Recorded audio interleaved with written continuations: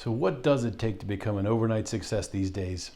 Hey, I'm Dustin Oldfather of the Oldfather Group of Sotheby's International Realty and owner of Motto Mortgage Prosperity. I was visiting with my good friend Bob Backman this morning. We were recording our podcast.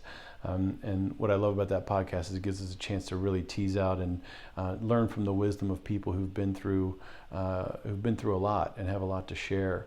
And what's in Bob's story is so fascinating. He's been in media for 56 years. And so I got a chance to meet Bob probably about 9 or 10 years ago. And at the time, the market was down. It was a pretty lean time, and we were doing everything we could. I personally was, I was cold calling and calling Craigslist opportunities, and that's how I got connected to this low-powered TV station opportunity. Which, if you know what a low-powered TV station is, it was basically an antenna, a little simple building that kind of looked like something out of the 50s. That should be on a military installation, and if somebody had rabbit ears, they could drive around. They could actually see the state, or get the signal for the station within a couple hundred meters of villages of 5 points. And so it wasn't the greatest shakes. It was really kind of a low value proposition. There weren't a lot of buyers for it, but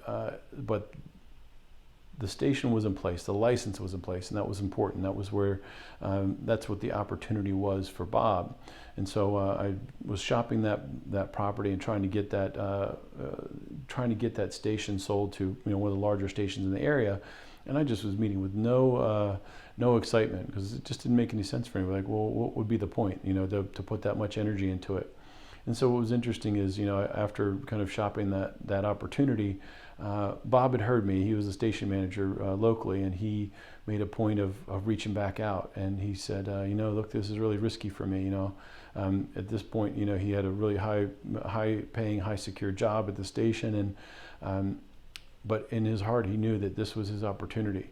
He had invested so much time and had made the sacrifice to be away from his family, and he'd come here to really do something amazing. And so he decided that he was going to go ahead and take down the station, which at the time was basically run on a DVD player. So I would go and I would run the DVD player, make sure that the signal was on, to make sure that the license stayed active, so that the FCC didn't revoke the license.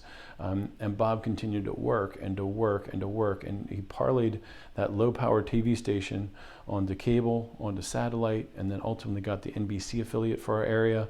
And then recently he exited that business by selling to the business who was not interested in it when it wasn't before.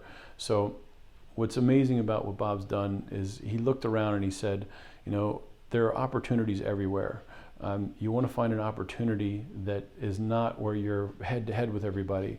You want to find out where you're out in some blue ocean and you're doing something different. And so what Bob did with that programming is Bob said, I'm going to do it differently. He didn't have local news. He had retro programming, which was good, wholesome kind of retro programming that anybody could watch with their family, and chose to invest a lot of his airtime contributing and giving back to the community and finding ways that he could highlight businesses and highlight initiatives that really were good for the community. And so it was certainly a contribution-based business, but there's a number of lessons here. Bob had invested so much time in refining his skills and becoming excellent at what he does, and becoming a great salesperson and becoming a great manager. And he was willing to put it all in there. He said there were a number of times where he got snowed into the shack, he called it, and was there for 3 or 4 days at a time with no food. And he wouldn't able to leave because he had to go change all of the TV stations. All the TV commercials to make sure that everything ran, because that was their revenue. And so it does remind us that if you're going to do something great, you have to have a vision, and you have to have something that you're passionate about, because it's the only way you're going to stay stuck in a shed for 3 days, moving dials and flipping switches. It's the only way that you're going to be willing to suffer through after 56 more years, and go back and say, you know what, here's something, it's in my budget, I'm going to go take this and I'm going to go make something great with it. And so that's a great challenge for all of us, to look around, find something that isn't in competition the same way with everybody, find our niche and do things a little bit differently than everybody else, and do something great with our energies and our talents.